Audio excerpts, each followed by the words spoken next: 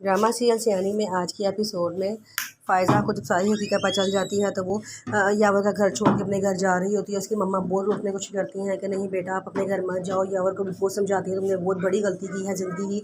लेकिन यावर कहता है कि मैं क्या करूँ, ये मुझे बेटा नहीं दे सकती, मुझे बेटे के लिए मैंने दूसरी शादी की है। जिस पर वो कहती हैं कि तुम अभी इसको तलाक दो। फ़ायज़ा कहती है अभी इससे खड़े खड़े इसको तलाक दो, फिर मैं नहीं जाऊँगी।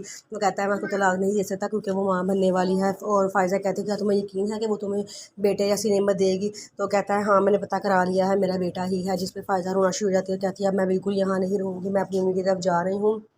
और तो मेरा तलाकनामा और मेरा 1 करोड़ रुपया जो पापा ने तुम्हें दिया था वो मेरे घर भिजवा देना। वो कहती है कि आंटी अगर आप इज़्ज़त वाली हैं तो आप अपने बेटे से कहना मेरा 1 करोड़ रुपया और मेरा हक महर और मेरे तलाकनामा सारा मेरे घर पहुंचा देना, मैं अब और यहाँ पे नहीं रह सकती। उसकी मम्मा उसको बड़ा रोकने की कोशिश करती हैं लेकिन वो आराम से अपने घर चली जाती है।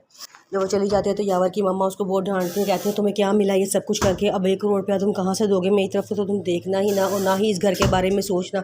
जहाँ से मर्जी पैसे इकट्ठे करो और 1 करोड़ रुपया दो, तुम्हें क्या ज़रूरत थी अपना हंसता बसता घर तबाह करने की? वो लड़की, क्या तुम्हें पहले ही पता चल गया था कि उस लड़की से ही तुम्हें बेटा हो जाएगा? या अगर फ़ायदा से नहीं हुआ, अगर उससे भी बेटी हो गई तो तुम क्या करोगे? और तुम उसके पास गए ही क्यों थे? जिस पे यावर कहता है कि फ़ायदा को सिर्फ अपनी फ़िक्र होती है, वो मुझे कुछ समझती ही नहीं थी, इसलिए मैं किसी दूसरी लड़की के पास गया था। उसकी मम्मा कहती हैं अब तो खुद ही मुझे नहीं पता, मुझे इस मामले से दूर ही रखो, मैं तुम्हारी कोई मदद नहीं कर सकती। फ़ायज़ा उजाला को लेके अपनी अम्मी के घर आ जाती है। वो बहुत रो रही होती है। उसकी मम्मा उसे पूछती है बेटे क्या हुआ है? तो फ़ायज़ा कहती है कि मम्मा मैं, वो रोई जा रही होती है, पहले कुछ नहीं बता रही होती, फिर उसकी मम्मा उससे बहुत पूछती है तो वो बताती है कि यावर ने दूसरी शादी कर ली है। असद दाइमा को मिलता है और कहता है कि मैं सिर्फ तुमसे एक बार मिलना चाहता है। एमा कहती है बताओ तुमने मुझसे क्या बात करनी थी? तो असद कहता है कि मैं तुमसे शादी करना चाहता हूँ। एमा कहती है ठीक है, शरीफ लोगों की तरह रिश्ता मेरे घर भेजो, मेरे माँ बाप को अगर तुम पसंद आए तो मैं भी हाँ कर दूँगी, अगर उन्होंने इनकार कर दिया तो मेरी तरफ से भी इनकार ही समझना। असद कहता है नहीं, लेकिन पहले मैं चाहता हूँ कि तुम मुझसे दोस्ती करो। आयमा कहती है ऐसा नहीं हो सकता क्योंकि मैं ऐसी लड़की नहीं हूँ जो पहले लड़कों से दोस्ती करें, मैं अपने माँ बाप की पसंद से ही शादी करूँगी। और अगर आपको ये वहाँ राज़ी है तो ठीक है, मुझे कोई इतराज़ नहीं है, वरना मैं अभी मेरी तरफ साफ इनकार है। असद ये सुन के खामोश हो जाता है।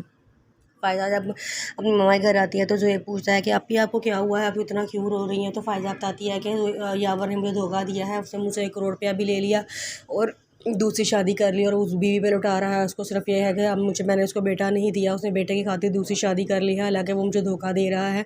मेरे ही बाप से पैसे लेके वो दूसरी लड़की पे लुटाता रहा है। वो बहुत रो रही होती है, कहती है कि मैंने साफ़ तलाक का मुतालबा कर लिया है और उसे कहा है कि मेरा 1 करोड़ रुपया भी वापस करो।